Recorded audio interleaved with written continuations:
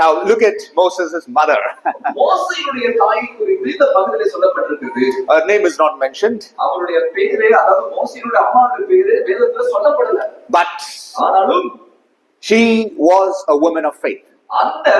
அந்த மோசேயுடைய தாயாகப்பட்டவள் எப்படிப்பட்டவளா இருக்கிறார் என்று சொன்னால் அவள் விசுவாசத்தின் ஒரு தாயா இருக்கிறார். I want to tell all the mothers today. அதனால இருக்கிற எல்லா அம்மாக்களை பார்த்து நான் சொல்லுகிறேன். You are blessed by God to have faith. தேவனால ஆசீர்வதிக்கப்பட்ட விசுவாசம் உள்ள ஒரு தாயா இருக்கிறார். Hallelujah. Never ever think that you are helpless. அதாவது நீங்கள் நினைத்துக் கொள்ளாதீர்கள் நான் ஒண்ணுத்துக்குமே பிரயோஜனம் இல்லை, ஒண்ணுத்துக்குமே உதவாதவன் என்று சொல்லி நீங்க நினைச்சுக்காதீங்க தாய்மார்களே.